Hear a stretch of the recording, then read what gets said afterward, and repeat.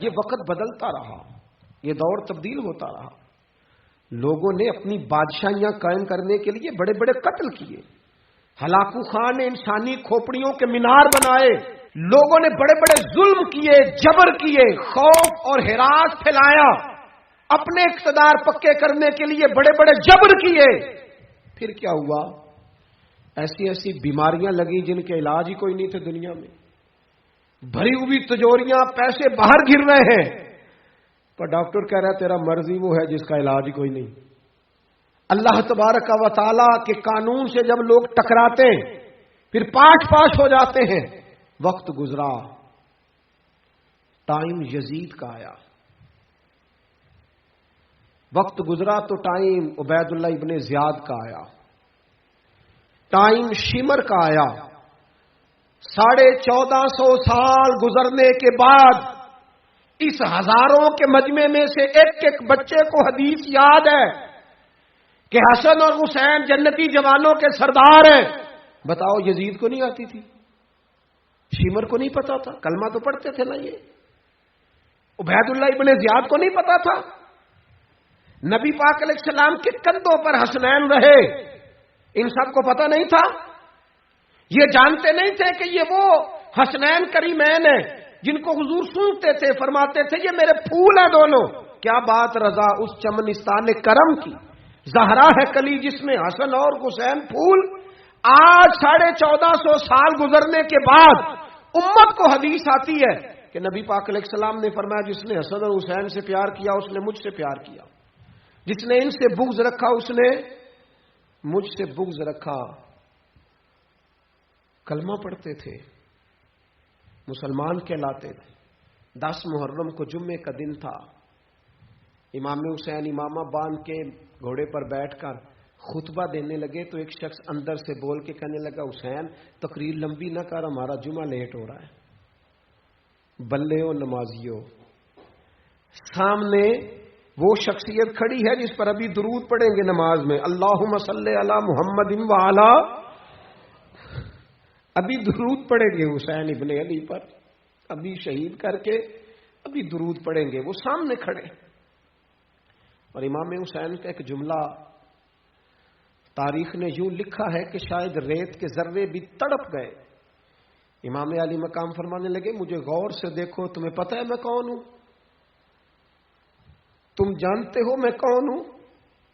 نبی پاک نے فرمایا تھا یہ حسن اور حسین میرے بیٹے ہیں کیونکہ میری بیٹی کے بیٹے. تمہیں پتہ ہے میں کون ہوں؟ سامنے امام حسین کھڑے. فرمایا مجھے جانتے ہو؟ اور امام علی مقام فرمانے لگے میں تمہارے نبی کا نواسا ہوں اور آج کے بعد تمہیں کسی نبی کا کوئی نواسا نہیں ملے گا کیونکہ نبی پاک آخری نبی ہے. اور جب حضور کے بعد کوئی نبی نہیں آئے گا تو کسی نبی کی اولاد کیسے ہوگی؟ تمہیں آج کے بعد کسی نبی کے نواسے کی زیارت نہیں ملے گی. میں کیسے آپ سے یہ بات آپ کو عرض کروں کہ سامنے حسین ابن علی بھی ہوں تو لوگ نفس کی خواہشیں پوری کرتے ہیں، لوگ اپنی کرسیاں پکی کرتے ہیں، لوگ گورنریاں پکی کرتے رہے، لوگ گڈ بک میں جانے کے لیے ایک دوسرے کو شاباشیاں دیتے رہے، جشن ہوتا رہا. سب سے پہلے ایک شخص نے امام حسین کا قافلہ روکا تھا، اس کا نام حور بن یزید تھا. سب سے پہلے اس نے روکا تھا. وہ ایک لشکر کا سپہ سالار تھا. جب امام حسین رضی اللہ تعالیٰ عنہ نے خطبہ پڑھا نا تو حور یزیدی فوج میں تھا، واپس گیا اور عبید اللہ ابن زیاد سے جا کے کہنے لگا، یا جو بھی وہاں لوگ موجود تھے یزیدی فوج کے، ان سے کہنے لگا تم نے تو کہا تھا کہ صرف راستہ روکنا ہے، تم نے تو کہا تھا کہ صرف ان سے کچھ منوانا ہے، تم نے تو جب مجھے بھیجا تھا تو کہا تھا کہ بس تھوڑے معاملات ہیں. اور سچ بتاؤ نبی کے نواسے کو شہید کرو گے؟ تم نے تلواریں نکال لی ہیں، نیزے نکال لیے ہیں، تیر نکل آئے ہیں، تیاری مکمل ہے. مجھے سچ بچاؤ، کیا حسین ابن علی کی گردن پر خنجر چلانے لگے ہو؟ سیدہ فاطمہ کا جگر پارا شہید ہوگا؟ کیا یہ خبر سچ ہے؟ یوں ہوگا؟ تو کہنے لگے ہاں یہی حکم ہے ہمیں، یہی تیاری ہے، یہی پروگرام ہے، یہی پلان ہے، یہی ہوگا. کہنے لگا میں اور آپ تو مدینے والے رسول کا کلمہ پڑھتے ہیں، تو کیا محبوب کے نواسے کو ذبح کرو گے؟ جناب علی اکبر کو، جن کا چہرہ رسول پاک سے ملتا ہے، حضرت قاسم بن حسن کو، جناب علی کے بیٹوں عباس بن علی کو، حضرت علی کے بیٹے ابو بکر بن علی کو، حضرت علی کے بیٹے عمر بن علی کو، حضرت علی کے بیٹے یہ بھی 3 کربلا میں موجود، حضرت عثمان ابن علی کو، ان کو شہید کرو گے؟ نے کہا ہاں تیاری ہو گئی ہے. تو سب کے ضمیر مردہ نہیں ہوتے. ہاں بڑی بڑی سخت جگہوں پہ پھول اگتے ہیں. حر نے جب ان سے کہا کہ تمہارا پکا ارادہ ہے، کہا پکا ارادہ ہے، تو اس نے کہا یہ زیرہ پکڑو، یہ عہدہ پکڑو، مجھے تمہارا دیا ہوا عہدہ نہیں چاہیے، حسین کے نانا کی دی ہوئی جنت درکار ہے، یہ رکھو اپنے پاس، مجھے تمہارا. ایڑی لگائی اس نے اور دوڑا اور امام حسین کے قدموں میں گیا.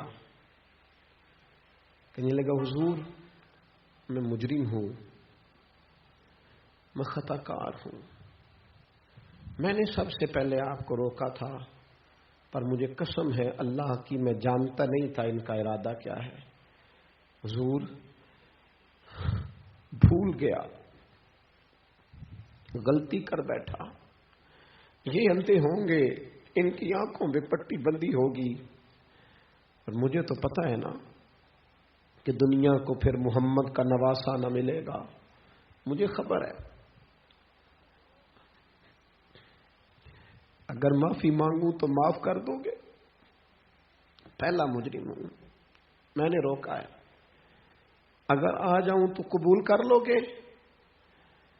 یہ ظرف، یہ حوصلے، یہ توانائیاں اگر ہیں تو سیدہ فاطمہ کے دودھ میں ہیں، یہ شیر خدا کی تربیت میں ہیں، یہ محبوب نے جو ان کی زبانوں کو چوسا تو اس کرم میں ہے. حضرت امام حسین نے اٹھ کے سینہ یوں چوڑا کیا، ہاتھ پھیلائے، فرمایا آجا، لگ جانا میرے سینے کے ساتھ، تو آ جانا، تو نے دیر کی، ہم تو پہلے سے منتظر تھے، تو آ جا، تیری ساری معاف ہے. حر کے مقدر جاگے، امام علی مقام کے لشکر میں شامل ہوا. بعض نے لکھا ہے جو لوگ ابتدا میں شہید ہوئے امام حسین کی طرف سے، ان میں حر شامل.